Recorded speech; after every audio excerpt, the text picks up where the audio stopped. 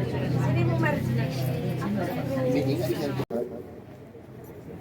kenal? Ada kenal? SPD. Ustaz Abdul Wahab SPD, kami persilakan dengan segala hormat, waktu dan tempat kami sediakan. Duduk aja nggak apa-apa Ustaz. Duduk boleh, berdiri boleh. Mana ibu? Duduk berdiri. Kayak mana yang kata Ustaz aja. Oh, sudah kata Bu Ketua dah okey dah tu. Enggak nampak tu ibu belakang. Berdiri aja. Komandan. A'udzubillahi minasyaitonirrajim. Bismillahirrahmanirrahim. Di atas di sini. Kami di atas nih. Enggak apa-apa Pak. Assalamualaikum warahmatullahi wabarakatuh. Waalaikumsalam warahmatullahi wabarakatuh. Ibu udah makan ya? Udah. Saya kasih pantun lah ini memang. Memang kebiasaan ibu-ibu gitu kan, dijawabnya salah nggak semangat awalnya, biar Ustaz ngasih pantun ya kan. Jalan-jalan ke kota Batam. Ke kota Batam jauh sekali. Memang jauh Bunda. Ini salam bukan sembarang salam. Yang nggak jawab salam saya doakan suaminya kawin lagi. Ini talam bukan sembarang talam. Ini talam dari Tanjung Genteng. Ini salam bukan sembarang salam. Kan gara-gara ibu ketawa lupa saya. Saya ulang pantunnya. Ini talam bukan sembarang talam. Ini talam dari Tanjung Genteng. Ini salam bukan sembarang salam. Ini salam dari orang Genteng. Assalamualaikum warahmatullahi wabarakatuh. Waalaikumsalam warahmatullahi wabarakatuh. Ada yang nggak terima pantun katanya. Alhamdulillah. Alhamdulillahirabbil alamin wa bihi nasta'in ala umuri dunya waddin. Asyhadu an la ilaha illallah al-malikul haqqul mubin wa asyhadu anna Muhammadar Rasulullah sayyidul awwalin wal akhirin. Allahumma shalli wa sallim ala sayyidil mursalin sayyidil anbiya wa khatamun nabiyyin. Faqala Allah ta'ala fi kitabihil Qur'anil Karim. A'udzu billahi as-sami'il 'alim minasy syaithanir rajim. Bismillahirrahmanirrahim. Inna a'tainakal kautsar fasalli li rabbika wanhar inna syani'aka huwal abtar. Shadaqallahul azim wa sadaqa rasuluhun nabiyyil karim wa nahnu ala dzalika minasy syahidin wasyakirin walhamdulillahi rabbil alamin.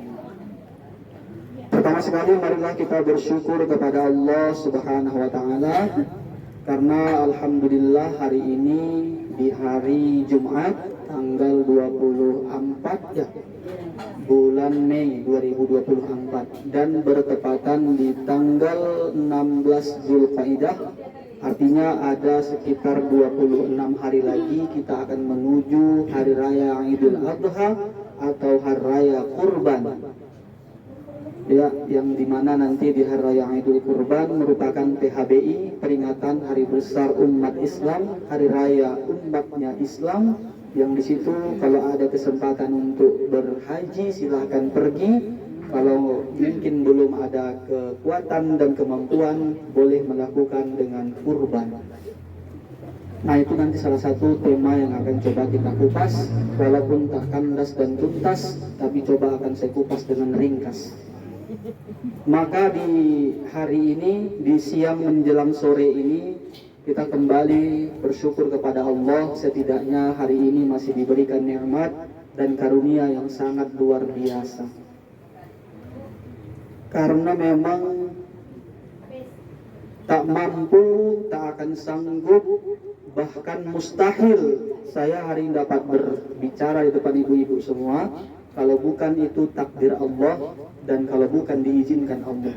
Dan saya yakin ibu-ibu juga tak akan mampu mendengarkan apa yang saya katakan ini kalau bukan karena masih Allah kasih nikmat dan rezeki. Tanda orang bersyukur itu di dalam kitab akhlak yang dipelajari di pondok-pondok pesantren itu kan, kalau kami dulu di Purba kelas 1 ada kitab akhlak namanya bukan. Yang kedua ada kitab wasoya, nanti isinya tuh ya bunaya ya bunaya. Nah kalau nanti di kelas 3 itu masuk taklim muta'alim. Sampai nanti di kelas 4 belajar kitab tasawuf yang langsung dengan karangan Imam Al-Ghazali. Tapi di kelas 1 itu dijelaskan tanda orang bersyukur itu apa gitu. Ternyata tanda bahwasanya orang itu bersyukur kepada Allah ketika menggunakan segala nikmat dan pemberian Allah ke jalan yang disukai, ke jalan yang diridhoi. Mana contohnya? Allah kasih mata. Apa gunanya mata, Bu? Untuk mengintip. Untuk mengintip Al-Quran, untuk mengintip bacaan keilmuan, untuk melihat suami. Berapa hal itu nengok suami, Bu? Ya. Suami orang ustaz. Kalau suami orang enggak ada pula. Dosa, ya kan? Ngelihat apa lagi yang berpahala selain melihat Al-Quran? Melihat wajah kedua orang tua, ngelihat wajah guru-guru kita, ustaz-ustaz. Makanya ibu ngelihat saya pun ibu berpahala. Tapi saya ngelihat ibu ini agak jengkel juga nih. Kenapa begitu, Ustaz? Tadi kan Bu, saya ngisi khutbah Jumat di Besitang. Jauh tuh. Karena jauh itulah saya terakhir nggak bisa naik kereta yang kecil karena takut nanti telat sampai kemari. Saya cari kereta yang bisa agak kencang sedikit, yang suaranya itu kayak buat orang jengkel kan, gitu. Tapi cuman adalah ya kan. Ya kadang-kala saya mikir juga itu salah memang kalau saya bawa kereta itu. Karena kan apapun ceritanya di kepolisian harus memakai knalpot yang standar. Tapi kadang itu juga yang menyelamatkan, Bu. Mohon izin, Bu. Nanti kalau ada yang nggak setuju nggak apa-apa, Ibu, kita diskusi aja kan gitu. Karena 3 hal alasan yang mendasari kenapa saya bawa kereta yang knalpotnya agak ribut, ya kan? Yang pertama, ibu-ibu kekuatannya itu luar biasa ketika di jalan. Nggak ada istilah kalah ibu-ibu. Lampu sen kanan, beloknya kiri. Ya kan, Bu? Itu di sana, Bu, nggak di sini. Saya yakin di sini semua kalau lampu sen kanan belok kanan. Saya yakin yakinnya nggak di sini. Tapi ternyata setelah saya pakai lampu racing, ibu tadi yang mau belok ke kiri, lampu sen kanan, dari jauh didengar. Minggir sendiri, Bu. Gitu. Takut mungkin ibu itu kan gitu. Tapi yang penting cara bawanya kayak mana gitu. Nah kalau saya geber-geber, mungkin saya disumpahi kan. Siapa yang bawa nih? Mati lah kalian, mati nanti saya jadinya. Nah itu alasan saya. Kemudian juga di Aceh kita ini kan banyak sapi, banyak lembu. Ya jadi kalau kita pakai knalpot yang kayak gitu mungkin bisa menyuruh mereka untuk minggir juga. Dan yang ketiga, untuk antisipasi saya biar tidak ngantuk. Karena saya nih hobi juga kadang ngantuk kalau pas lagi jalan kan. Jadi kalau kita bawa itu makin kencang, ngantuk hilang. Nyawa pun bisa hilang. Nah, ibu-ibu yang dimuliakan oleh Allah Subhanahu wa taala, ini kan perjalanan yang nggak dekat nih, dari Besitang langsung menuju Kampung Durian, sampai situ salah alamat karena di sebelah itu ada juga yang wirid. Saya perhatikan tadi kan banyak ibu-ibu tuh. Saya ikuti. Biasanya Kampung Durian ini di mana ada ibu-ibu ramai, situlah saya datang. Sampai sana saya tanya, Bu, ini rumahnya Bu Imam? Bukan. Jadi yang ada wirid di rumah Bu Imam? Oh, nggak ke sebelah, kata ibu tuh. Akhirnya saya mutar lagi kan kemari, jumpalah sama Pak Imam. Alhamdulillah. Sehat Pak Imam? Alhamdulillah. Di tengah capek saya ini, Bu, saya tadi berpikir datang ke tempat Pak Imam dan Bu Imam ini, hilang capek saya. Itu yang saya perjuangkan. Karena melihat ibu-ibu dengan wajah yang semangat gitu kan. Tapi kayak satu salahnya nih, Bu. Ini salah susunan apa cemana ini?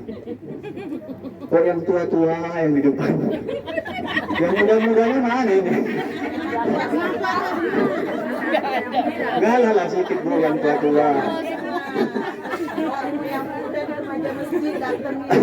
Iya. Nggak apa-apa, itu canda, Bu, ya. Jangan dibawa kali, Bu. Biar nggak serius sekali kita kan gitu. Tapi nggak apa-apa juga, Bu. Kalau nanti yang cantik-cantik yang di depan, yang muda-muda, takutnya saya lupa hafalan. Hilang isi kepala itu. Tapi yang paling penting kita bersyukur pada Allah. Kenapa kita mesti bersyukur? Karena Allah akan tambah nikmat. Ada dalilnya. Surah Al-Ibrahim ayat 7. Surah Al-Ibrahim ayat 7. Bunyinya apa? Ibu-ibu yakin saya hafal. La in syakartum la azidannakum. Iya, Masya Allah. Wa la in kafartum inna adzabi lasyadid. Masya Allah, nih ibu-ibu ini semua pada hafal ya. Alhamdulillah. Ustaz dia suruh berdiri sampai Oh iya, itulah Bu, makanya Ibu jangan di belakang. nggak adil Bu. Tapi nggak apa-apa lah, saya yang berdiri kalau gitu. Pak gantengnya ya. Udah nampak Bu kan? Orang dapur bilang juga ganteng Ustaz Nen. Ya, alhamdulillah. Dapat pujian ganteng gitu. Soalnya belakangnya nggak ada semua nih. Iya Bu, mana saya lihat dulu. Memang, Habis. ya alhamdulillah.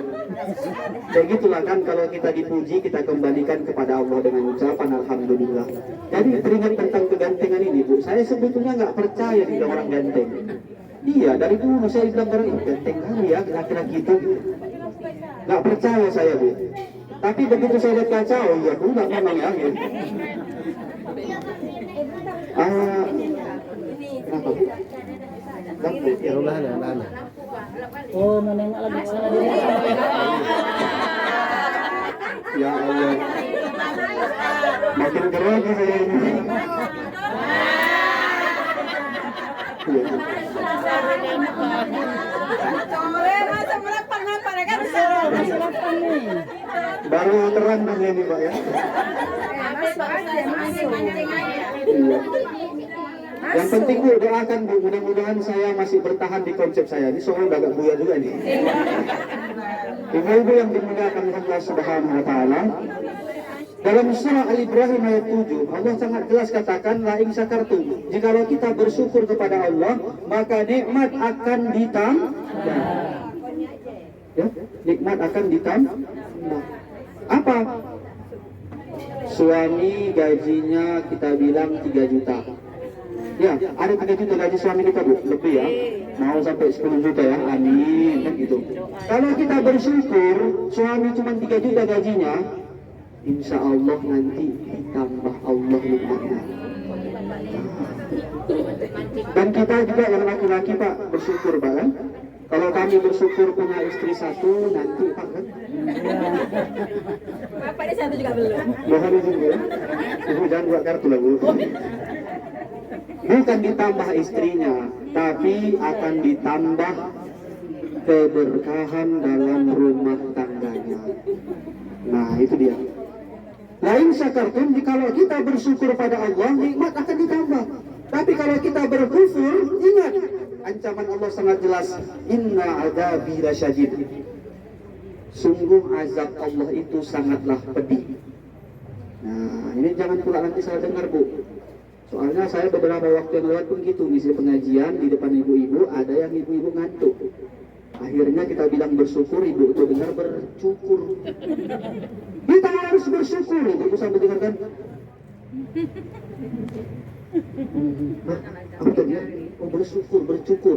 Terakhir pulang sampai ke rumah dibilang sama suami, mas, kata Ustadz, kalau kita banyak-banyak bersyukur, nikmat akan ditambah Allah. Ya, betul itu sayangku. Kan kayak gitu Bu, kalau panggilan untuk suami dan istri yang mesra, ya kan? Ibu masih kayak gitu Bu? Pakai panggilan sayang-sayang gitu ya? Alhamdulillah, ya. Kita nggak ada Sampai sekarang ini kan Bu? Sampai sekarang ini kan Bu? Alhamdulillah, luar biasa ibu-ibu di Kampung Duren ini.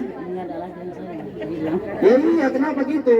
Biasanya di tempat lain, saya nggak bilang di sini, di tempat lain itu kalau dia baru nikah, itu sayangnya bukan main. Jatuh sikit, kesenggol, aduh, kenapa? Mana yang sakit? Kayak gitulah saking sayangnya kalau baru nikah. Kena 40 tahun setelah menikah, jatuh, aduh, kenapa kau? Sakit, kau rasakan, makanya punya mata kau tengok. Nah. Tapi ibu-ibu kan enggak kan? Alhamdulillah. Iya. Bapak-bapak kita lagi kenapa? Tapi ada juga Bu yang udah 80 tahun, kasih sayang itu luar biasa. Ini laki-laki ya. Karena tadi kan ibu bilang bapak, ini saya bilang laki-laki juga pembelaan. Laki-laki yang udah 80 tahun ini, dia manggil istrinya, sayang, oh sayang. Dengar sama cucunya, kakek kok kayak gitu sama nenek. Kok kayak gitu kakek sama nenek. Iya, diam kau. Lupa aku nama istriku siapa katanya. Lupa saya karena lupa makanya dipanggil sayang. Ibu-ibu sekalian yang dimuliakan Allah Subhanahu wa taala. Dari teringatnya ibu itu dengarlah bercukur, disampaikan sama suaminya. Kemudian suaminya bilang, iya betul, iya. Besok paginya dibawa satu keluarga semua ke tempat tukang pangkas. Tukang pangkas pun terheran dan terkejut. Biasanya orang satu pangkas itu cuma satu, ini satu keluarga dibawa. Dicukur ada rambut yang paling atas sampai rambut yang paling bawah semua botak, gundul. Terakhir waktu mau makan nggak jadi makan tuh. Makan malam, ya kan? Ibu tuh ketawa nengok bapak botak. Bapak tuh lebih ketawa lagi ke ibu. Bayangkan ibu botak, perempuan botak. Jadi jangan sampai salah dengar. Karena ketika ada pengajian seperti ini, Allah akan berikan kebaikan yang sangat luar biasa. Ya kan? Apa itu kebaikan yang Allah berikan kepada kita yang lagi majlis ta'lim kayak gini, majlis ilmu dan pengajian kayak gini? Allah akan berikan pahala yang sangat luar biasa. Malaikat Jibril sanggup menghitung seberapa banyak bintang di langit. Malaikat Jibril sanggup menghitung seberapa banyak daun yang ada di pepohonan. Malaikat Jibril sanggup menghitung seberapa banyak pasir yang ada di seluruh pantai. Tapi sayang, beribu-ribu sayang, Malaikat Jibril tak sanggup menghitung seberapa banyak pahala bagi orang yang mendengarkan pengajian, yang berada dalam majelis pengajian seperti kita ini. Itu kebaikan yang pertama. Yang kedua, akan diberikan kita pahala yang lebih baik daripada sholat sunnah 1000 rakaat. Pernah ibu sholat sunnah 1000 rakaat? Pernah bu? Enggak? Pak Imam pernah, Pak Imam? Enggak pernah? Ibu enggak pernah, Pak Imam enggak pernah, Ustaz pernah? Enggak juga. Tapi Allah akan berikan pahala yang lebih baik daripada sholat sunnah 1000 rakaat. Itu dia. Dan yang paling penting, datang malaikat Jibril turun ke bumi ini, turun ke tempat kita ini, hadir dan mendoakan pengampunan dosa kita semua. Tapi ada 3 juga tantangannya. Datang iblis setan laknatullah menggoda dengan bawa 3 senjata. Mungkin ibu udah tahu, tapi biar lebih tahu, saya ulang kembali nggak masalah. Yang pertama, apa itu senjatanya dibawa? Madu. Untuk apa madu? Biar manis mulut tuh ngecek juga. Biar manis mulut tuh ngobek juga. Ngerumpi juga. Terakhir ustadznya ceramah, ibu itu pun di belakang ceramah. Tapi saya yakin ibu-ibu di kampung Duren enggak. Kalaupun ada ya paling 1, 2, 3, 4, 5. Tapi mudah-mudahan ya di sini kita semua tidak ada yang seperti itu ya. Yang kedua, senjata iblis, senjata setan ketika ada pengajian dia hadir juga. Apa? Cangkol. Untuk apa cangkol dibawa sama setan? Biar dicangkolnya lah pantat ibu-ibu itu cepat gigi. Makanya kalau kita tengok nih ada yang duduknya agak aduh. Jangan kena senjata setan ini. Dan yang ketiga, dibawanya jala atau jaring. Biar apa? Di jalannya jamaah itu, di jalannya ibu-ibu itu, di jaringnya. Biar apa? Biar cepat ngantuk. Nah, kita tengok aja mungkin siapa yang ngantuk, siapa yang mau tidur, berarti udah kena senjata setan. Ibu-ibu sekalian yang dimuliakan Allah Subhanahu wa taala, la in syakartum la azidannakum, kalau kita bersyukur kepada Allah niscaya nikmat pasti akan ditambah. Tapi jika kita berkufur, ingat ancaman Allah, inna adzabi lasyadid, maka azab Allah itu sangatlah pedih. Kemudian yang selanjutnya berselawat kepada Rasulullah sallallahu alaihi wasallam dengan ucapan Allahumma shalli ala sayyidina Muhammad wa ala ali sayyidina Muhammad. Mari ibu-ibu kita sejenak angkat suara kita kirimkan selawat terbaik kita kepada baginda Rasulullah sallallahu alaihi wasallam. Salatullah salamullah ala taha rasulillah. Salatullah salamullah ala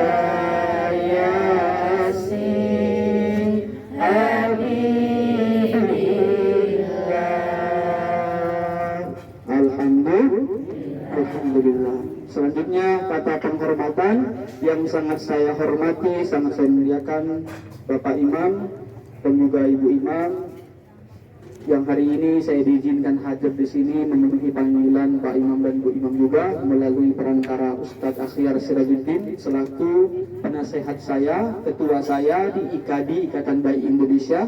Nah, kebetulan Ustadz Akhyar hari ini sedang berhalangan, sedang berada di Banda Aceh dan beliau menyampaikan titip salam kepada Ibu.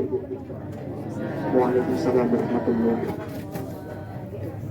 Dan juga yang sangat saya hormati ada Ibu Ketua Perwiritan, Bu, juga ibu-ibu sekalian yang hadir semua di sini. Saya mohon izin, tidak ada maksud untuk mengajari ataupun menggurui, Bu.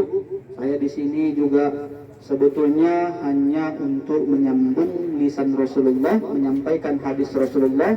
Ballighu anni walau ayatan, sampaikan dariku walaupun cuma satu ayat.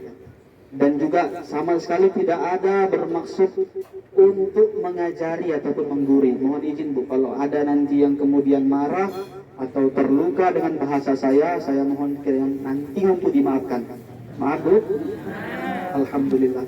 Kalau udah dimaafkan kan udah selesai ya kan. Tinggal kita tutup aja lagi kan. Udah selesai kok. Udah dimaafkan. Nah, Allah Subhanahu wa taala berfirman, "Fasholli li rabbika wanhar." Ini dalil utama tentang kurban. Fasholli li rabbika wanhar. Maka sholatlah dan kemudian berkurbanlah. Buktikan pengorbanan. Nah, adha artinya adalah penyembelihan.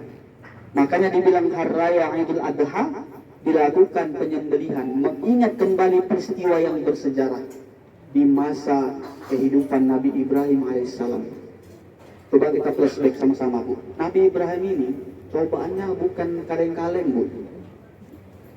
Di umur yang udah lanjut usia, umur 80 tahun, belum ada anaknya. Tapi dia minta sama Allah yang Maha Kuasa, yang kata orang itu nggak mungkin, yang kata orang itu mustahil, di usia yang sudah tua menua, tak mungkin lagi punya anak. Tapi ia minta sama Allah pakai kalimat Wahab. Tadi siapa nama saya, Bu? Abdul Wahab. Apa kaitannya? Itu kan Asmaul Husna. Makanya kalau ada permintaan kita yang rasa-rasanya di akal manusia nggak mungkin, coba pakai kalimat Wahab. Itu jawaban atas doa yang tak mungkin terkabul, tapi tak ada yang tak mungkin kalau sudah bagi Allah. Apa doa Nabi Ibrahim? Memakai kalimat Wahab. Rabbi habli minas sholihin. Asal katanya Wahab. Ya Wahab. Kalimat perintahnya hab. Jala saya jelisu, duduk. Kalimat perintahnya ijlis. Akala yakulu, makan. Kalimat perintahnya kul. Qala yakulu, berkata. Kalimat perintahnya kul. Wahaba. Kalimat perintahnya hab. Apa doa Nabi Ibrahim? Rabbi habli minas sholihin. Ya Allah, berikan aku keturunan. Karena dia pakai kalimat Wahab, dan itulah dilakukannya doa terus menerus hingga lahirlah putranya tercinta bernama Ismail alaihissalam. Setelah Ismail lahir, beranjak usia yang sudah muda, sudah bisa sanggup untuk ikut kerja, masih muda belia, kemudian diajaknya Nabi Ibrahim itu kemana-mana, senang. Lagi cantik-cantiknya itu anak, lagi sayang-sayangnya itu anak. Tiba-tiba Allah perintahkan sama Ibrahim, hai Ibrahim, lakukan persembahan, lakukan pengorbanan, potong leher anakmu itu. Bayangkan, Bu, sampai hati ibu potong anak sendiri. Udah lama ada pada anak, tiba-tiba dapat anak, tiba-tiba Allah perintah untuk dibunuh itu anak. Kayak mana coba perasaan awak? Tapi karena Nabi Ibrahim yakin ini perintah Allah, ini yang terbaik, akhirnya dilakukanlah penyembelihan. Dan ditanya sama si Ismail, hai Ismail, aku telah dapat perintah dari Allah agar potong lehernya. Sampaikan pendapatmu gimana? Apa kata Ismail? Satajiduni insyaallah minas sabirin. Gak apa-apa ayahku, insya Allah saya ikhlas, insya Allah saya sabar. Anak mau digitukan, Dan dia menjawab dengan lapang dada, ikhlas, sabar katanya. Kenapa bisa anak seperti itu? Tak lepas dan tak lekang dari didikan orang tua. Itu poin yang penting. Madrasatul ula. Ibu ini semua sekolah yang pertama bagi anak-anak. Mau sejahat apapun suami ibu, jahat suami ibu enggak? Enggak bu, kan? Baik kan? Baik karena enggak sakit kan? Baik, jadi yang jahat siapa? Ibunya gitu. Saya curiga jangan-jangan bapak-bapak di rumah ini tertekan batin juga ngadepin. Enggak ya? Enggak. Tapi kalau bapak seandainya jahat pun, ibunya baik, anak bisa jadi baik. Tapi kalau bapaknya baik, ibunya nggak baik, bisa jadi anaknya tidak baik juga. Makanya penting nih ibu-ibu semua harus rutin mengikuti pengajian, rutin menambah keilmuan, rutin mempelajari gimana cara membimbing anak. Karena pendidikan anak itu dari sejak dalam kandungan pun udah harus tuh. Ya kan? Karena anak itu merespon ketika masih dalam perut. Kalau kita sering ngajiin dia Al-Quran, nggak pandai kita ngaji, kita putarkan aja HP itu, kaset itu, lantunan ayat suci Al-Quran, meresap ke dalam anak tuh. Makanya nanti dia lahir dengan kecerdasan intelektual yang luar biasa. Karena apa? Dari sejak dalam kandungan dibacain ayat suci Al-Quran. Tapi kalau yang kita putar lagu dangdut, lagu DJ, umur 7 tahun, apa gak gini ya kerjanya? Satu lagi yang paling bahaya, yang menjadi virus yang lebih bahaya dari corona untuk anak-anak kita apa? HP. Ibu. Ya kan? Ibu masukkan pun anak ibu ke pesantren. Kalau setelah dari pesantren ibu kasih itu anak HP, rusak dia. Inilah menjadi problem kami guru-guru di pesantren menghadapi anak-anak nakal. Karena berapa banyak wali santri menganggap pesantren itu sebagai bengkel. Anak udah rusak, anak udah hancur kayak kereta, udah taruh bengkel biar bagus. Makanya gimana kesan keberkahan di pesantren itu? Anak udah bandel, udah sekolahnya SMP, bandel kali nggak bisa diatur, udah masuk aja ke pesantren. Kiranya bakal berubah anaknya. Padahal efeknya memberi dampak buruk bagi yang lain. Jadi gimana kalau udah anak terlanjur masuk pesantren? Jangan kasih anak hal yang nggak dia dapat di pesantren, tapi bisa dia dapatkan di rumah. Kebiasaan yang tidak dapat jadi pesantren, tapi dia dapat di rumah, ini bisa membuat nanti anak nggak betah di pesantren. Mungkin di rumah dia biasa main HP, mungkin di rumah dia biasa main kereta. Kalau di pesantren nggak bisa. Karena nanti dimanipulasi dalam omongan dia, nggak enak, nggak betah di pesantren, begini. Namanya di pesantren nggak ada enaknya. Cobaan yang kami alami di pesantren ini berat. Kena penyakit kulit, kena penyakit gatal-gatal, apa nggak tiap malam awak main gitar. Malam-malam tuh gini-gini, garu-garu, gatal. Itu memang udah realitanya di pesantren seperti itu. Kehilangan, biasa itu. Hilang sendal biasa, hilang duit biasa. Justru termotivasi awak, gimana caranya biar hilang? Pergi ke masjid, sholat, taruh di ujung sana, satu ujung sana. Atau nggak perlu bawa gembok sekalian. Kan gitu. Duit biar nggak hilang kayak mana. Kalau kehilangan itu biasa di pesantren. Jangan pula gara-gara itu, nggak maulah sekolah anak di pesantren. Pendidikan anak itu yang paling penting dari orang tuanya duluan. Kita harus bisa mengerti keadaan anak. Kami pun yang ngajar di Bu, di pesantren ini, jumpa dengan anak-anak itu berbagai macam karakter yang kami hadapi itu, Bu. Kadangkala ada anak yang sudah kena terbeban dengan orang tuanya. Karena apa? Kurang kasih sayang. Makanya begitu kami lakukan pendekatan secara dalam, anak itu bisa berubah. Contoh, mungkin kita bisa melihat di SD, Bu. Di SD itu, coba perhatikan ada anak-anak yang bandel. Kalau kita lihat, kenapa dia bandel ya? Gitu. Kalau makin kita marah dia, makin makin melawan dia. Tapi ternyata metode yang harus dirangsang dari situ apa? Panggil dia, sini nak, sayang, sini sayang. Tersentuh hatinya. Kenapa? Di rumah nggak pernah dia disayang. Di rumah nggak dapat dia perhatian. Di sekolah jumpa guru yang ngerti karakter anak, sini sayang, nurut dia sama gurunya, berubah dia.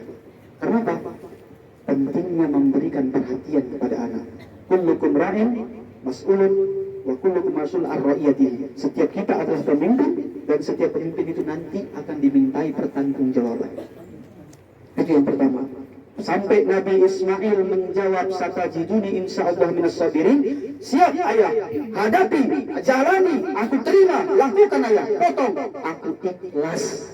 Karena didikan dari ayah, didikan dari emak yang saling bekerja sama mendidik anak. Nah, itu dia. Dan kemudian ketika mau dipotong, disinilah terjadi kejadian yang sangat luar biasa. Begitu mau disembelih, berubah menjadi seekor domba, seekor kibas.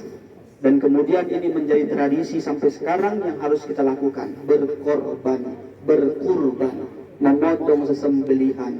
Untuk membuktikan kecintaan kita kepada Allah Subhanahu wa Ta'ala. Nah, kurban berasal dari kata qurba yaqrubu. Kurban. Jadi korib. Ya. Korib bahasa Arab. Ba'id bahasa Arab. Korib dan ba'id dua kata berbeda. Ba'id jauh, korib artinya dekat. Qurba yaqrubu, pendekatan. Kemudian peningkatan bahasanya kurban. Maka kurban itu adalah hal yang bisa kita lakukan dalam bentuk pengorbanan untuk kemudian menjadikan diri kita lebih dekat dengan Allah Subhanahu wa Ta'ala. Nah, saya tanya balik, suami sayang sama ibu? Sayang Bu ya? Dulu sebelum menikah suami berkorban nggak untuk ibu? Berkorban ya? Ibu pun juga pasti berkorban kan untuk suami kan? Iya Bu? Betul Bu? Yang saya rasakan gitu, kalau kita mau nikahi anak orang, ini saya pribadi ya, kalau kita mau nikahi anak orang, saya harus berkorban. Rela saya nahan keinginan beli sesuatu, rela saya menabung demi terkumpul, udah terkumpul nanti baru bisa saya nikahi. Itu kan sebuah pengorbanan. Kenapa kita lakukan pengorbanan itu? Membuktikan kepada dia kita serius dengan dia. Atau ibu mungkin punya anak, rela nggak ibu berkorban untuk anak ibu? Pasti rela kan? Yakin saya itu. Kok lagi hamil itu kan 2 kilo beratnya kan Bu? Ada 2 kilo itu lagi hamil besar. Ada kan? Ya saya analoginya seperti ini. Ini kalau saya umpamanya ya, ikat 2 biji pohon kelapa, buah kelapa kemana-mana dibawa. Itu kan sakit itu. Mau jalan bawa, mau duduk bawa, sakit. Kalau saya bisa saya lepas, saya gunting. Kalau ibu gimana? Nggak mungkin dilepas, tapi karena ada anak yang dikandung di dalam, sayang jadinya kita. Nah, ketika mau melahirkan, itu perjuangan hidup dan mati. Tapi rela ibu lakukan demi membuktikan cinta ibu sama anak. Bahkan saya yakin ini ibu-ibu baik semuanya. Berapa banyak ibu sering menahan lapar demi buat anak kenyang, betul nggak? Berapa kali ibu mengorbankan keinginan beli emas, beli baju baru, beli sepeda motor baru demi pendidikan anak, betul nggak? Ini pengorbanan ibu. Tapi di momennya Idul Adha ini, yang sekitar 26 hari lagi terjadi, Allah juga ingin lihat apa pengorbanan yang bisa kita lakukan. Apa yang bisa kita lakukan dalam bentuk pengorbanan? Potong kambing, potong lembu. Ada kelapangan rezeki, pergi berhaji. Kurang duit awak untuk pergi berhaji ke Baitullah, karena mungkin kita lagi berusaha juga untuk sampai ke sana tapi belum mumpuni, potong daging kurban. Setiap tetesan darahnya, kulitnya, semua bernilai pahala. Yang Allah pandang bukan darah kurbannya, yang Allah pandang bukan potongan setiap bulu-bulunya, tapi yang Allah pandang nilai ketakwaan kita, mengorbankan apa yang kita punya, membuktikan itu langsung kepada Allah Subhanahu wa Ta'ala. Nggak sanggup saya Ustaz, beli harga lembu sekarang ini mahal kali. Berapa harga lembu Bu? 15 juta, ya. Masya Allah, itu luar biasa mahal itu. Nggak sanggup saya beli lembu, kambing. Berapa harga kambing? 2.500.000 ya. Nggak sanggup juga main kelompok. Main kelompok, buat komunitas. Di kampungnya ada berapa orang? Kalau 2 juta bagi 10 orang, berapa? Kan lebih ringan. Nah, nggak ada masalah. Yang penting, sepertiga untuk ibu-ibu semua yang hadir nih, kalau mau berkurban, sepertiga untuk awak, sepertiga untuk orang yang nggak mampu, orang miskin, kaum duhafa, orang yang kelaparan, yatim piatu, semua itu. Sepertiga lagi untuk tetangga awak. Gitu dia cara baginya. Nah, kenapa tiga titik itu yang harus? Ini menandakan bahwasanya kita memang harus menjaga silaturahim. Ya kan? 2 huruf yang sangat, kalau dia bertemu punya nilai sangat yang luar biasa dalam keartian. Yang pertama, pertemuan shod dengan lam yang pertama, itulah sholat. Shod dengan lam bertemu, itulah sholat. Itulah hablum minallah, hubungan kita dengan Allah. Shod dengan lam kemudian bertemu, itulah salawat, hubungan kita dengan Rasulullah. Shod dengan lam juga bertemu, versi yang ketiga, itulah silaturahim.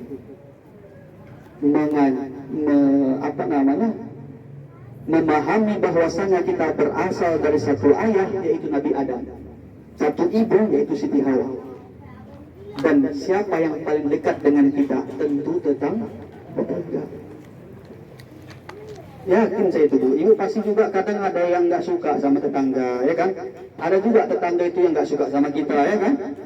Tapi saya memahami ibu-ibu di sini semua, sebetulnya ibu suka dengan tetangga. Ini saya yakin, semua suka dengan tetangga, yakin saya itu. Dan kalaupun ada kemudian yang nggak suka, mungkin tetangga ibu nggak suka dengan ibu, ya kan? Tapi ibu nggak pernah kan nggak suka dengan tetangga kan? Nggak pernah kan? Tetangga beli kulkas baru, awak kedinginan, enggak kan? Tetangga beli mobil baru, awak beli botrek, enggak kan? Kalau ada orang yang bertengkar karena masalah pribadi dan kemudian itu mendarah daging, ini bahaya. Kalau ada orang minta maaf dan kemudian itu susah dimaafkan, itulah namanya harus diusahakan. Yang paling susah minta maaf dan mau memaafkan siapa? Sama orang yang punya salah dengan kita. Kalau saya nih baru jumpa dengan ibu, saya buat salah, langsung ibu mudah maafkan. Tapi yang hidup berpuluh-puluh tahun dengan kita, tetangga itu, kalau dia nggak mau minta maaf dalam hati kita sampai mati itu nggak mau maafkan. Ada yang kayak gitu kan? Karena itulah kita harus bisa melawan diri kita. Karena Rasulullah katakan, orang yang kuat itu bukan orang yang jago silat. Orang yang kuat itu bukan orang yang jago karate bela diri, bukan. Tapi orang yang kuat itu adalah orang yang bisa memaafkan kesalahan orang lain. Makanya mulut itu direm. Mulut itu direm. Jangan lancip kali muncul tuh. Jangan pedas kali mulut tuh. Ya enggak? Tetangga beli emas, ya kan? Kita pun nengok panas. Datang ibu dia pun malas manasi, mentang-mentang baru beli emas baru, nyapat tangganya pun katanya. Untuk apa? Nunjukkan emas di tangannya, apa tuh kayak gitu? Banyak gitu, Bu. Nggak di sini, saya yakin nggak di sini, di tempat lain itu, Bu. Ya kan? Tapi di sini kita harus bisa belajar lebih ikhlas memaafkan.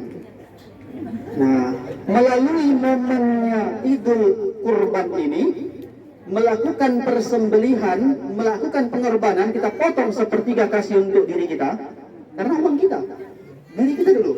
Sepertiga untuk orang yang nggak mampu. Sepertiga lagi untuk orang yang di sekeliling kita. Walaupun yang kita kasih sama orang sekeliling kita, bisa dibilang dia lebih kaya, bisa dibilang dia lebih sukses dari kita. Masa sih Ustadz dia yang lebih kaya kita kasih juga? Tapi kan lebih dekat dari rumahmu. Kasih aja nggak apa-apa. Ya kan? Apa masalah rupanya? Karena dia tetangga kita. perlu menjaga namanya silaturahim. Makanya nanti akan masuk surga umat manusia itu dari berbagai pintu. Kalau orang yang rajin sholat, dia bisa masuk dari babus sholat. Kalau dia rajin puasa, dia bisa masuk surga dari babus siam, pintu puasa. Tapi ada yang jarang orang bisa masuk surga dari satu pintu. Pintu apa? Pintu memaafkan kesalahan orang lain. Itu coba itu Bu. Sebelum dia minta maaf, maafkan duluan. Karena memang itu akhlak yang diajarkan Rasul. Makanya Rasul dikatakan innama bu'itsu liutammima makarimal akhlak. Aku nggak akan diutus ke muka bumi, kata Rasul, kalau bukan untuk menyempurnakan akhlak. Dan Rasulullah tunjukkan kayak mana. Pergi ke negeri Taif, pergi mau kemana-mana, mau ceramah, dilempari batu, diludahi, dilempari kotoran.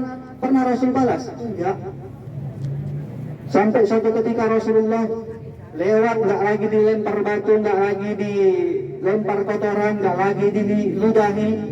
Rasulullah itu dia nanya sama Jibril, Jibril, kawannya, sahabatnya, mana orang yang sering lempari aku tadi itu kotoran ya? Rindu Rasulullah. Dijawab sama Jibril, ketahuilah Muhammad bahwasanya dia hari lagi sakit. Pulang Rasulullah, dibawanya kurma, dibawanya untuk yang mau dikasih, buah tangan kalau kita bilang. Pergi dia ke tempat orang kafir Quraisy tadi, diketoknya, tok tok tok, assalamualaikum, dijawab di dalam, waalaikumsalam. Dan kemudian tanya, siapa? Saya Muhammad. Bergetar ketakutan dia. Oh, jangan-jangan nanti Nabi Muhammad datang mau bunuh aku, mau balas dendam sama aku.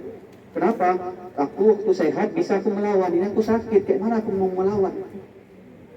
Tapi ternyata Nabi datang, dibukanya pintu, ditanya, kaifahal, kayak mana kabarmu?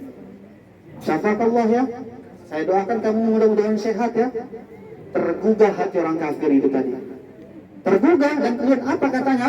Ya Rasulullah, aku tak menyangka kau begitu baik padaku. Tiap hari kulempari kau kotoran dengan teman-temanku, tiap hari kudahi kau, kulempari batu, tapi yang kau berikan ini yang terbaik. Ketahuilah Rasulullah, hari ini dengarkan, asyhadu an la ilaha illallah wa asyhadu anna Muhammad Rasulullah. Masuk Islam orang kafir itu. Karena apa? Mau memaafkan tadi.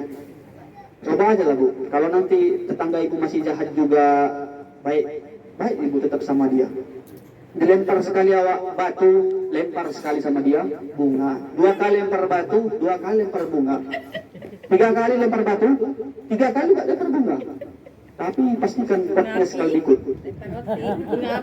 Kan bunga aja, sekarang potnya bawa, kalau paham gitu. Artinya sabar itu juga ada susunannya kan gitu. Tapi yang paling penting coba mau saling memaafkan. Itu yang paling penting. Nah, itu cerita tentang kurban. Ya. Kita udah berkupas pengorbanan seorang suami ketika mau menikahi istri, dan pengorbanan istri kepada suami ketika sudah jadi. Ibu korbankan semua kesenangan ibu korbankan semua apa yang ibu ingin demi mewujudkan masa depan bersama suami, dan setelah punya anak, ibu korbankan semuanya demi kebahagiaan si anak, demi anak biar jadi sukses, dan itu namanya pengorbanan. Sekarang Allah minta di hari menyambut Idul Kurban, Idul Adha, sekitar 26 hari lagi, apa yang bisa ibu korbankan? Ini Allah minta. Kalau bicara tentang apa kemudian gimana melihat binatangnya, yaitu nanti ada pembahasannya, ada babnya, itu ada 9 bagian dia. Salah satunya yang bisa saya sebutkan di sini, binatangnya harus gemuk, jangan pula yang kurus yang kita kasih. Ekornya harus lengkap, jangan udah dipotong. Jangan yang panjang, ada 9. Nah, jadi itu sekilas tentang kurban. Intinya Bu, kurban itu berasal dari kata qoroba yaqrobu, yang artinya dekat, qarib. Dalil tentang dekat dalam surah Al-Baqarah Allah tanya. Ketika Allah ditanya, wa idza sa'alaka ibadi anni fa inni qarib. Kalau ada hamba yang bertanya seberapa dekat Allah dengan hambanya, jawab, fa inni qarib, kata Allah, maka sungguhnya aku sangat dekat, kata Allah.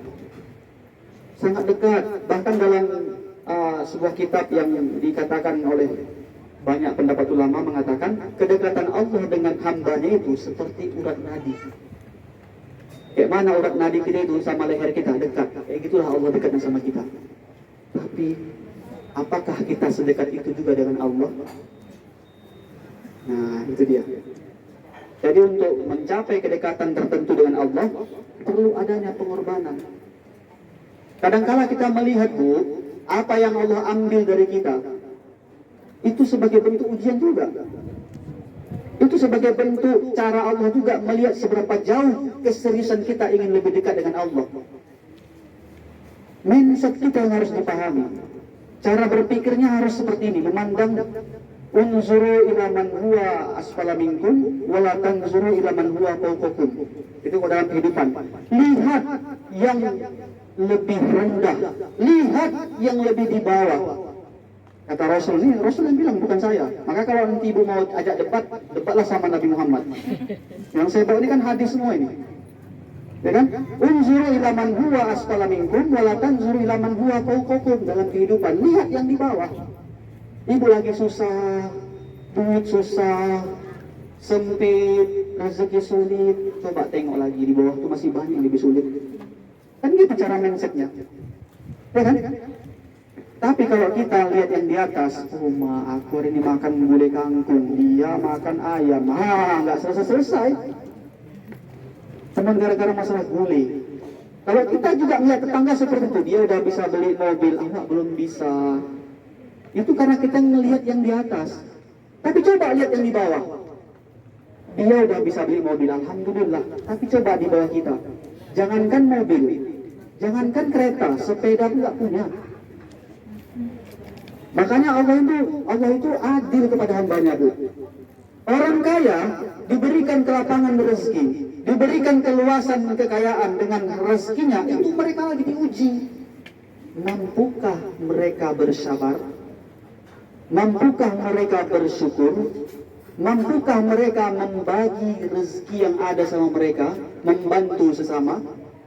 Kita tengok nanti orang-orang kaya itu berkorban gak dia? Kan gitu. Orang miskin seperti kita juga diuji. Mampukah dengan kemiskinan kita ikhlas terima? Apa tiap hari ngeluh hai kerjanya? Mampukah dengan kesulitan yang kita terima kemudian kita bersabar lebih mendekatkan diri kepada Allah? Ini kan juga ujian. Kalau kita kaji-kaji, berapa banyak hari ini orang yang udah kaya tiba-tiba jatuh miskin? Berapa banyak orang yang tadinya miskin tiba-tiba kalau Allah mau naik dia jadi kaya langsung? Kun kata Allah, kaya pun jadinya. Kan gitu. Ya kan, Bu? Cocok, Bu? Cocok, Bu? Alhamdulillah. Tapi yang paling penting adalah mindset kita. Kebahagiaan itu bukan letak ukurnya pada kekayaan. Kebahagiaan itu letak ukurnya bukan pada harta. Ya? Bu! Oh, Bu!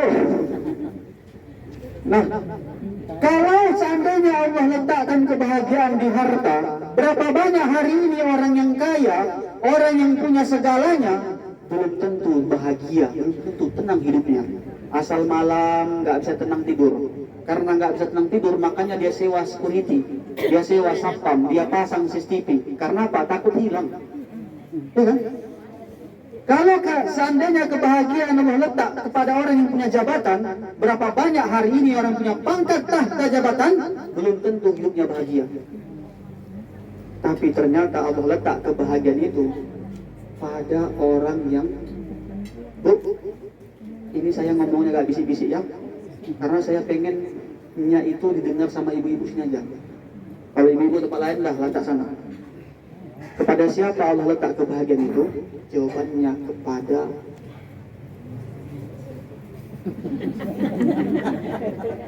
dengar, Bu? Sekali lagi ya, Allah letakkan ternyata kebahagiaan itu kepada apa? Orang yang bersyukur. Iya, Ibu, benar. Allah letakkan kebahagiaan itu ternyata pada orang yang bersyukur. Bukan karena bahagia muncul rasa syukur, tapi bersyukur dulu. Balik lagi ke judul yang tadi, bersyukur pada Allah kan. Bersyukur dulu. Apa itu bersyukur? Terima segalanya pemberian Allah. Selalu bersangka baik dengan apa yang Allah beri. Kadangkala yang Allah beri itu punya alasan setelah kita terjadi. Bersyukur dulu. Setelah bersyukur baru muncul yang namanya bahagia. Nah, itu dia. Makanya kalau udah kena di situ, apa kata Allah kepada orang-orang yang sampai ke tingkat keimanan tinggi seperti itu? La khaufun alaihim wa la hum yahzanun. Mereka nggak akan sedih. Mereka nggak akan takut menjalani kehidupan. Kalaupun ada hal sulit, ia hadapi bertahap. Ia serahkan semua pada Allah. Ketika dapat cobaan, ia langsung minta sama Allah, wasta'inu bis-sabri was-salah. Ya kan? Langsung dia sholat, sabar dulu sholat, kemudian dapat tenang hati tadi. Nah, itu dia. Jadi, kira-kira Bu, sudah dipahami yang dimaksud dengan kurban itu apa?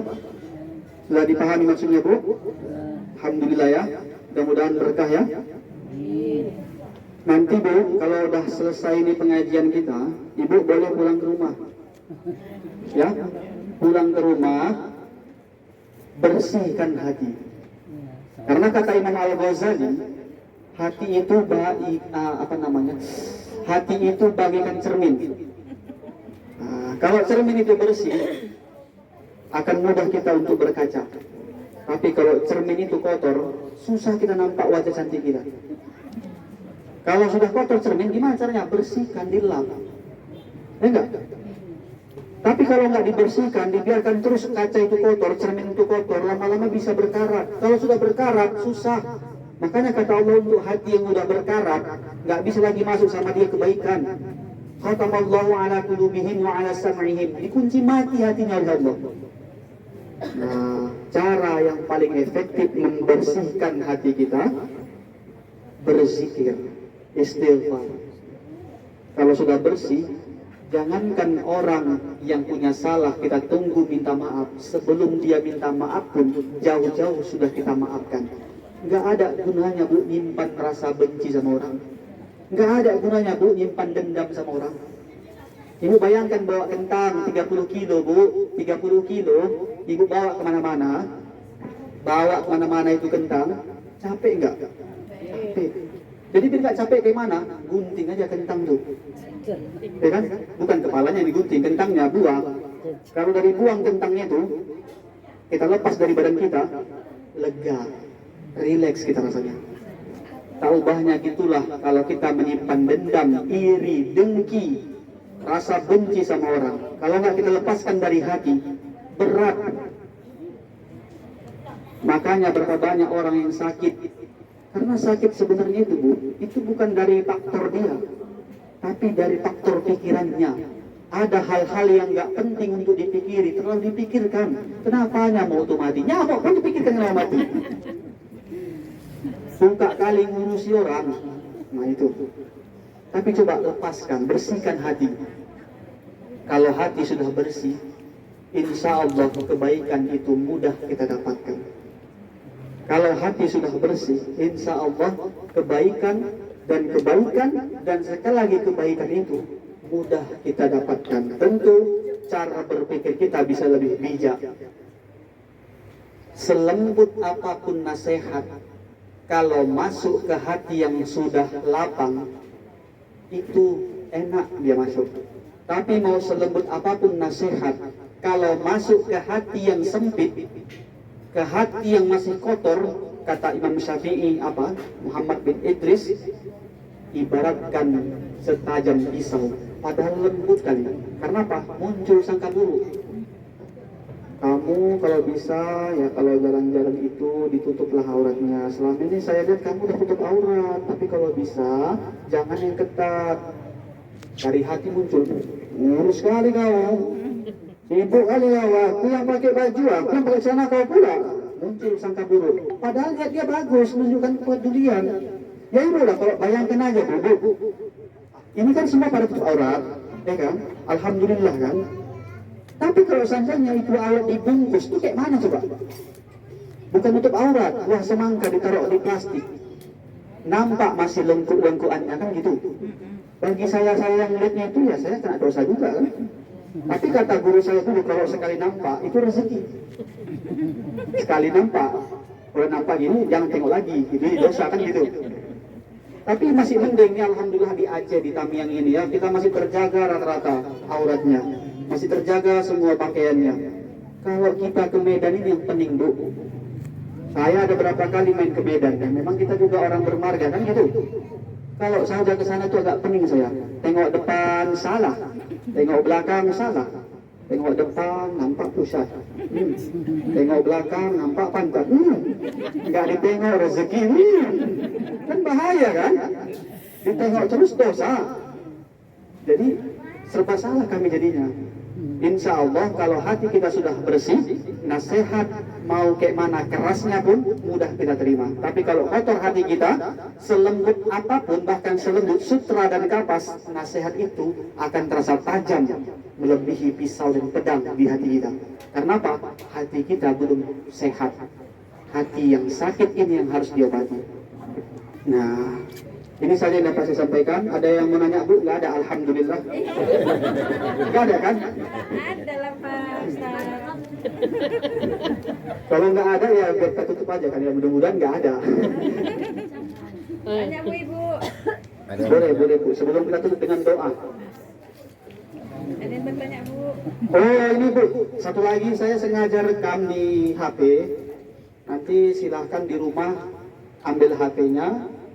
Ketikkan di situ namanya di aplikasi YouTube Abdul Wahab YT Channel. Tulisannya Channel. Tapi saya rasa bacanya channel gitu ya. Abdul Wahab YT Channel. Nanti kalau udah Ibu ketik, tekan like, kalau bisa komen, share, juga subscribe. Tekan juga lonceng untuk berlangganan. Kenapa? Biar tidak ketinggalan video-video terbaru dan terupdate lainnya. Promosi pula jadinya. Tapi kalau misalnya nggak bisa Ibu ketik, ya mungkinlah belilah dulu 2 giga, 3 giga, mungkin pakai habis gitu kan. Iya, namanya Bu Abdul Wahab PT Channel ya. Sama Maya kami namanya. Bapak Ibu Abdul Wahab. Oh, bapaknya Ibu. Ada Bu? Nggak ada. Lagi ditulis nih Pak Ustaz. Tapi izin Bu ya, kalau misalnya bisa saya jawab, saya jawab. Kalau nggak bisa saya jawab, saya takut salah jawab. Nanti jadinya dulun mudilun. Karena sekali lagi saya bilang, saya bukan ahli, bukan ulama, bukan yang pandai bisa kali menjawab. Tapi saya di sini juga masih belajar. Daripada nanti saya salah menjawab, ya kan Ibu sesat. Apa yang saya sampaikan dipertanggungjawabkan loh. Kan gitu. Mendingan saya nanti simpan aja pertanyaan Ibu. Karena dulu Bu pernah ada nanya parah sama saya tuh. Makanya saya sekarang ini ke bawah, kemana-mana saya terakhir males pakai peci gitu Bu. Karena ibu-ibu ini kadang nanya ngetes gitu. Ya kan? Ada yang nanya kayak gini waktu sama saya Bu. Itu masih saya kemana-mana pakai serban kan. Karena dulu waktu baru-baru tamat pesantren alim kali kan pakai sarung, pakai serban ya kan. Ajan di masjid duluan awak datang gitu. Kena uji lah. Gara-gara kena pertanyaan itu kena mental lah. Apa pertanyaan Ibu tuh rupanya? Ditanya kayak gini Bu. Ustaz katanya. Ya Bu, saya bilang. Itu udah jantung aja. Ya Bu. Apa hukumnya wanita haid mandikan mayat Ustaz? Saya buka lagi bajuri. Enggak ada. Saya buka lagi kitab-kitab yang lain. Enggak ada. Wanita haid mandikan mayat hukumnya apa gitu? Enggak ada. Bingung saya jawabnya. Waduh, kacau juga ya. Udah, bentar ya Bu, saya tahan dulu jawabannya Ibu. Saya tanyalah sama guru-guru saya. Saya konsultasi dan setelah dapatlah jawabannya itu saya jawab balik. Bu, hukum wanita haid mandikan mayit itu boleh. Nah, itu dia. Dan nanti kayak gitu juga, kalau ada pertanyaan Ibu yang bisa saya jawab. Kalau ada yang nggak bisa saya jawab, saya mohon izin. Nanti saya simpan pertanyaannya, saya cari jawabannya, tanya sama guru-guru saya. Ya Bu ya? Ada yang mau nanya Bu? Nggak ada kan? Ada. Mana Bu? Karena gini kan Bu, materi tentang kurban ini nggak saya persiapkan sebetulnya. Saya salah baca pesan, kan dibilang Ustaz Ahyar materi tentang Quran. Yang saya pelajari, yang saya pahami, yang saya persiapkan itu Quran. Udah saya hafal-hafal itu materinya kan gitu tentang Quran. Rupanya kan beda, meleset sedikit aja di hurufnya kurban. Udahlah. Ya kayak cukup juga tadi lah ya. Ah, Salah pendengar. Bapaknya belum kurban bapaknya. Ibu-ibunya nih pengajian ikut, kayak gitu. Ibunya dulu. Nama siapa yang disebut? Karena kan ada juga ustaz yang bilang kalau kurban itu kepala keluarga tadi yang bilang udahlah keluar semua kepala semua anggota keluarganya. Jadi kayak mana kita itu Pak yang sebaiknya? Baik semua. lihat lagi Bu di kebiasaan di kampung itu bagaimana. Karena al-adatu mahkamah, ini kaidah usul fikihnya.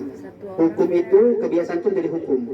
Karena ini kan tidak berbicara tentang hal-hal yang menyangkut rukun, hal-hal yang menyangkut apa kan gitu. Ini lebih kepada kayak mana kebiasaan di kampung itu coba kita ikuti, kita dalami lagi gitu kan. Jadi kalau misalnya satu keluarga itu atas nama ayah, atas nama suami udah bisa mewakili satu keluarga, sebetulnya udah bisa. Tapi kalau kemudian nanti dibilang siapa itu nggak kenal jadinya kan ini Bukan satu rumah, bukan keluarga. ah, Satu ikut satu orang, satu keluarga. Maksudnya gini, pahalanya Bisa lah. Rasulullah aja kambing domba satu untuk seluruh umatnya bisa. Ustazah langsung. kan saja Rasulullah itu kurban Untuk dia sama istri umatku, keluarganya. umatku, gitu kan? Iya. Jadi yang sebaiknya Kalau boleh tiap tahun kayak atau namanya saat anak-anak, nenek, Iya. ya lebih penting. Kalau beli lembu satu sekali ada duit, satu giliran. Tahu nama anak ini, tahu nama anak dia kan? Tahu muka nama ini. tapi yang paling penting itu Bu, niat dalam hati kita yang harus diperbaiki. Innamal a'malu binniyat. Ini hadis arba'in, hadis 40 yang dipelajari di pondok pesantren, kadang di kelas 1, kadang di kelas 2, tapi lihat juga di kayak mana pesantrennya. Tapi hadis arba'in ini hadis tingkatan paling sahih, diriwayatkan oleh Bukhari dan diriwayatkan oleh Muslim juga. Dan urutan hadis yang pertama innamal a'malu binniyat. Nah, kita niat kurban ini untuk apa? Kalau untuk dapat pahala, mohon izin Bu, ini sore saya bilang itu benar tapi kurang tepat. Bu, kalau kita kurban niatnya untuk cari pahala, jawabannya benar tapi kurang tepat. Jadi kita niat dalam hati itu, aku berkurban karena Allah Subhanahu wa Ta'ala. Bukan kurban kita yang menyelamatkan kita dari neraka. Bukan karena kurban kita diizinkan masuk surga. Kalaulah kita karena sholat, karena puasa, karena haji, karena kurban, kita berharap sama Allah surga, terlalu murah, terlalu nggak layak mengharap surganya Allah yang luasnya luar biasa. Nggak bisa kita mampu beli. Tapi kita masuk surga insya Allah karena ridhonya Allah. Makanya kita ketika itu sengaja contoh aja kayak sholat usolli fardhu zuhri arba'a raka'atin adaan. Kalau dia sendiri lillahi ta'ala kan gitu. Untuk siapa? Lillah ta'ala. Jadi kalau kemudian penyebutan tadi ini menyangkut lafaz kita penyebutan. Yang paling penting niat kita. Untuk siapa kita berkurban ini? Apa untuk biar tengok orang? Ini di hati niatnya itu.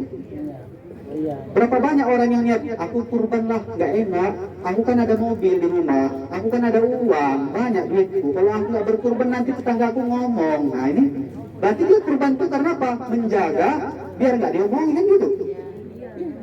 Makanya perlu di sini mentajadid niat, memperbaharui niat. Kita niat kurban itu untuk siapa? Ada juga karena ikut kawan, akrab kali sama kawannya, bestinya, akrab kali sama bestinya itu, ya kan? Asal jumpa pakai salamnya khusus. Orang bisa salam, assalamualaikum, dia nggak pakai gini-gini lagi, gini-gini segala macam. Karena udah saking dekatnya. Jadi karena kawannya ikut berkurban, ikut-ikutan. Kesannya itu kurban karena apa? Ikut-ikutan.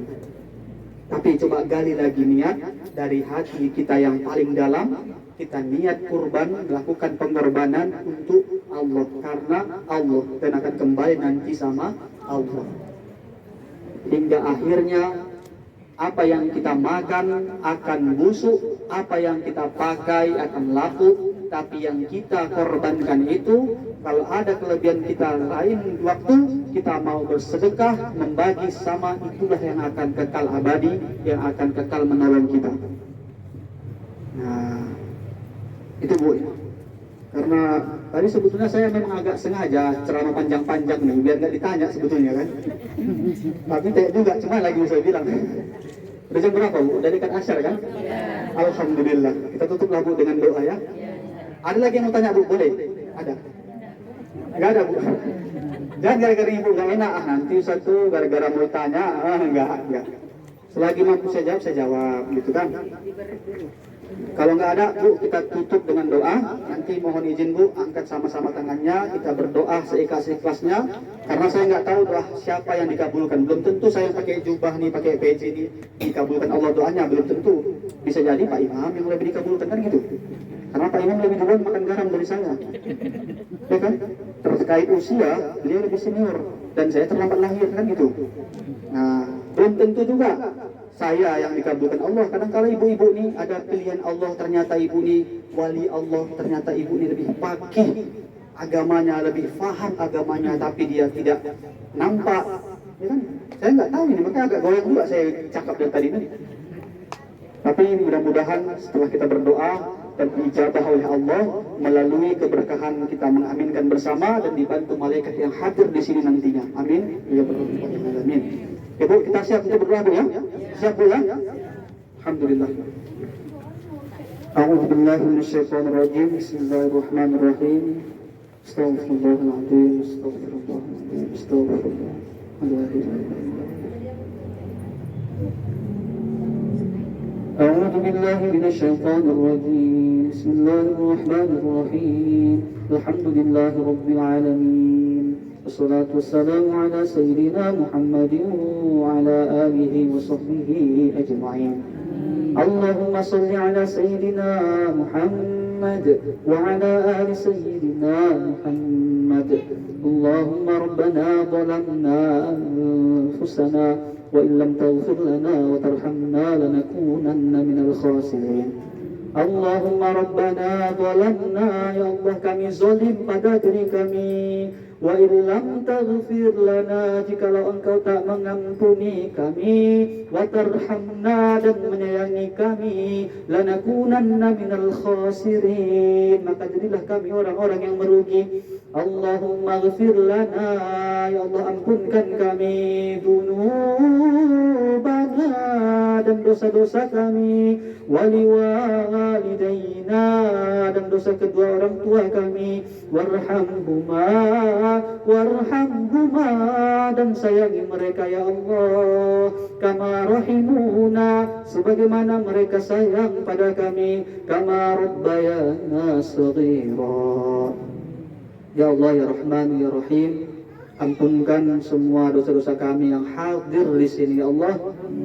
Ampunkan dosa orang yang pernah berbuat baik dan berjasa dalam hidup kami ya Allah.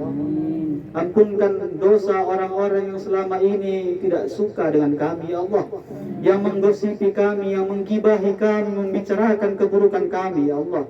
Ampunkan semua dosa-dosa mereka ya Allah. Ampunkan dosa sanak famili saudara kami dan tetangga-tetangga kami ya Allah.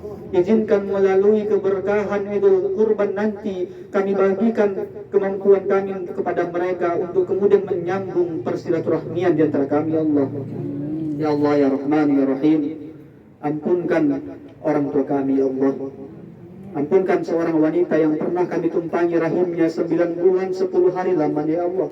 Wanita itu telah melahirkan kami hingga koyak rahimnya ya Allah. Tumpah darahnya ya Allah.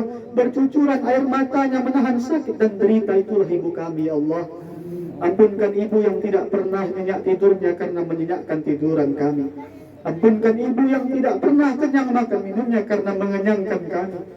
Ampunkan ibu yang selalu menasihati kami. Ampunkan ibu yang selalu mengorbankan segalanya, menahan keinginannya, tak beli baju baru, tak beli sepatu baru demi untuk memberikan kami baju dan sepatu baru ya Allah.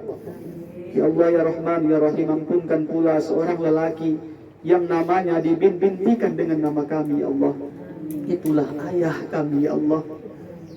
Lelaki yang selalu memberikan uang saku melalui lembutnya tangan ibu. Lelaki yang selalu bertanya kabar melalui lembutnya lisan ibu.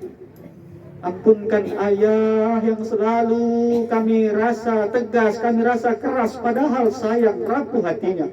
Ampunkan ayah yang tidak pernah berkisah tentang keluh sakitnya. Ia ceritakan hanya padamu ya Allah. Ampunkan ayah yang bahkan rela mengutang ya Allah, yang bahkan rela mencari jalan yang haram demi untuk menghidupkan anak-anak dan keluarganya ya Allah. Ya Allah ya Rahman ya Rahim, panjangkan umur kedua orang tua kami ya Allah. Jikalau hari ini mereka sakit, sembuhkanlah ya Allah. Jikalau hari ini mereka susah, mudahkanlah ya Allah. Jikalau hari ini mereka menderita, berikan mereka kelapangan dan kemudahan ya Allah. Ya Allah ya Rahman ya Rahim, belum sanggup kami membayangkan saat matanya tak lagi dapat terbuka ya Allah, saat tubuhnya diselimuti dengan kain kafan ya Allah, saat tangannya tak lagi dapat bergerak menghapus air mata kami ya Allah. Belum sanggup kami membayangkan saat jantungnya tak lagi dapat berdetak, saat tubuhnya tak lagi dapat bergerak ya Allah. Tapi jikalau Engkau ingin cabut nyawanya ya Allah, mohon lembutkan urusan itu ya Allah. Jangan sampai sakit itu menyiksa mereka ya Allah. Dan bagi orang tua kami yang telah mendahului kami ya Allah, ampunkan mereka ya Allah. Jikalau hari ini mereka kena siksa karena dosa kami, mohon ya Allah, kami mohon ya Allah, ampunkan kami ya Allah. Ampunkan orang tua kami ya Allah.